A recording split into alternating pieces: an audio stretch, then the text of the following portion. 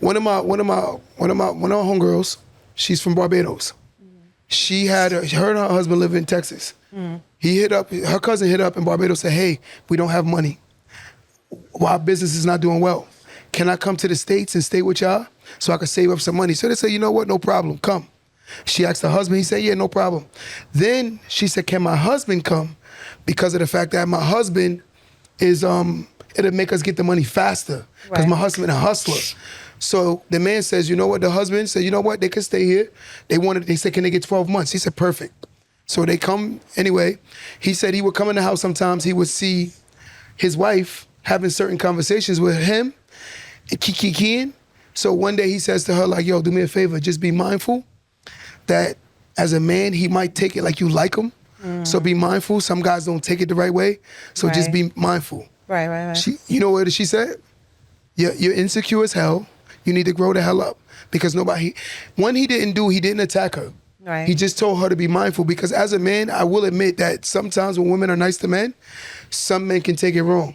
Right. And I'm pretty sure you witnessed that from women also. They can take it completely wrong and misconstrue someone's nice as an invitation to something else, right? And that's what I was, so fast forward, they called me. They broke down the whole scenario to me. I said to her, I 100% agree with him. Right. She said, oh, y'all both insecure. And I said, you see, the reason why this conversation is going left, because you're making it about how you feel, and you're not seeing that he's trying to protect his situation because you don't know how the man may be thinking with the kikiing with you. Right. You never know.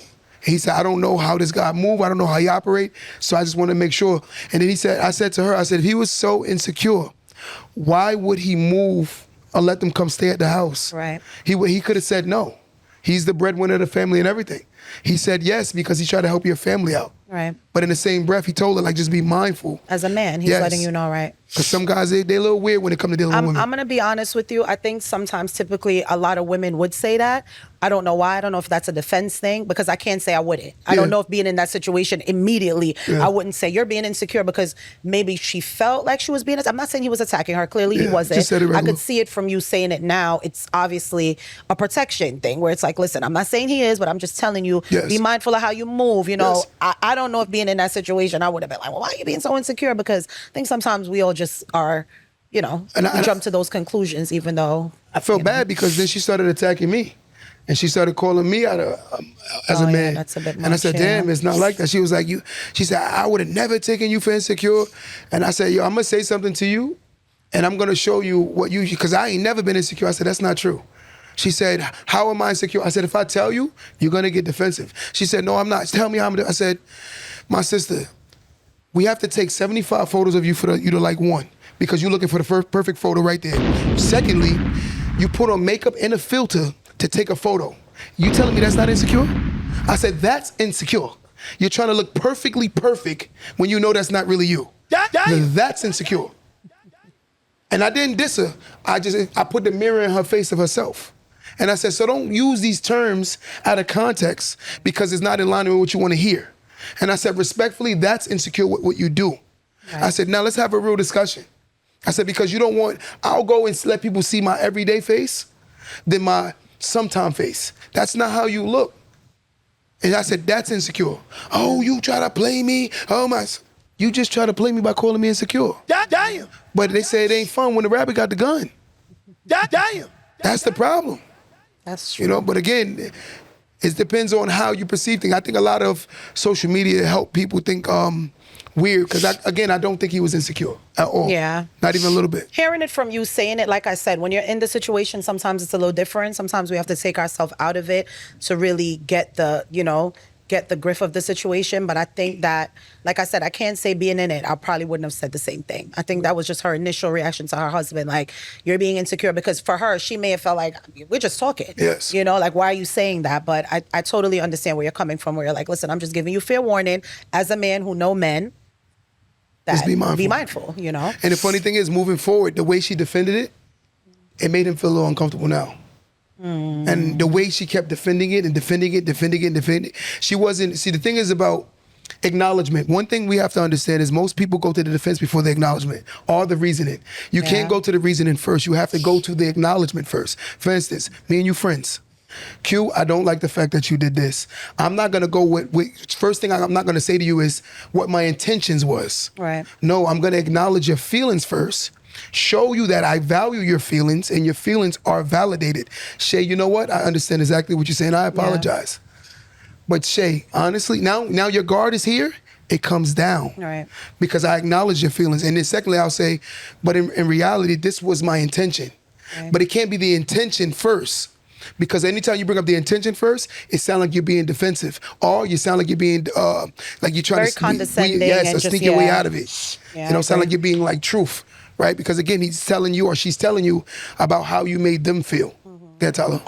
Speaking of trauma So and stuffy, guys. I'm sorry. I'm sniffling the whole show. speaking of trauma and relationships, do you guys think there's like a thing of financial trauma as well? Because I hear nowadays like people be in relationships and say you lend your partner some money, people hold money over your head and ledgers and things like that. Can you guys speak on that? How do you guys feel about like financial trauma and just relationships? I think that when you're in a relationship is different, right? Because you're together, but you know what I mean. In a marriage, I don't think that people should ever hold finances over the other person's head. I think what I bring to the table and what you bring to the table, we make it work. Yeah. Even if it's not balanced. There is 100%. no 50-50, 80-20. It's just us making it work. Whatever needs to be done, we're going to get it done. If you start, I did this and I did that, like it becomes like, I think that weighs a lot on a marriage and can really end one.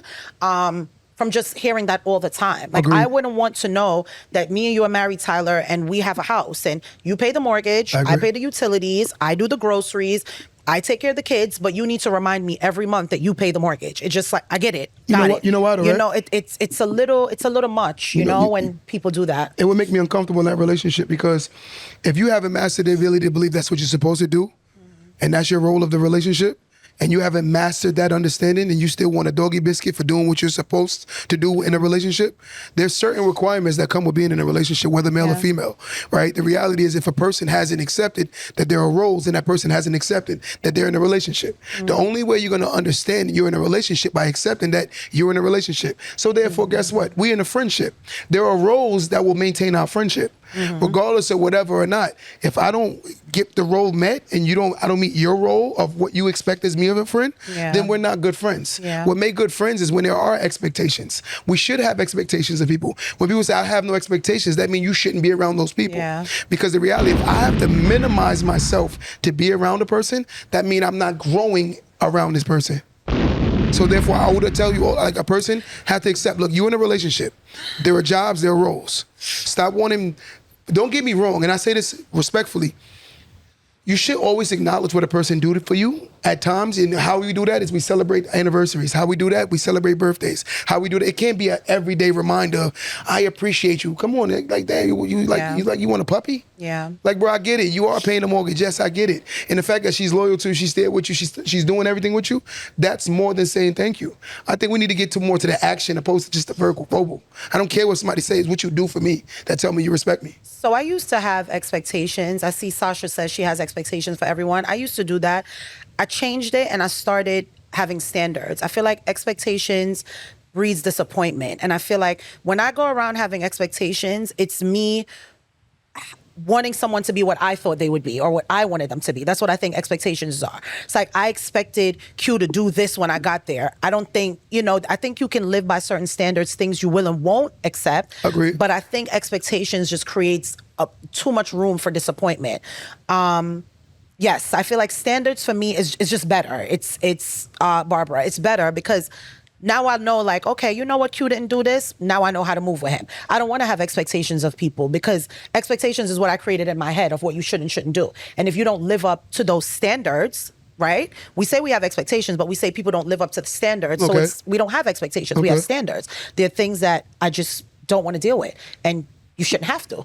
You know what I mean? You shouldn't have to. Fairly, once you build a relationship, you should have, I do have expectations of you. But your expectations are what you want someone to do. I feel like if you have expectations, it's what you think that person should do. It isn't really who they are. Because people are going to be who they are regardless. And it may not be up to your standards. So why did you have expectations of them? And then when you got disappointed, you got mad. But they are who they are. And once someone show me who they is, one thing I'm good at accepting. Right. The reality is I do have expectations of you. And the reality is if you don't meet my expectations, I would no longer be someone's friend. I could be cool with somebody and cordial with them.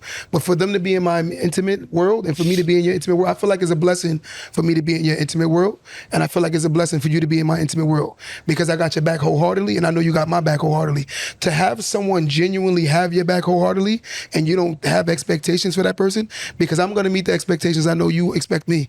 I know right now if Shay broke down on the highway, I think you can call me and I would try to get there or send somebody to get there for you. But I don't expect you to do it. No, That's not an expectation. No, I agree. But it's just me being your friend. It's still an expectation, I would hope. It's still an expectation. Not really, because the expectation is that I would want to know that if I call Q, he's there. But okay, let me say this. It's not entitled. It's not entitled. You know what I'm saying? No, but what I'm saying is the reason why I said is expectations is because you do expect to do what I'm willing to do for you and you expect me to do what you're willing to do for me.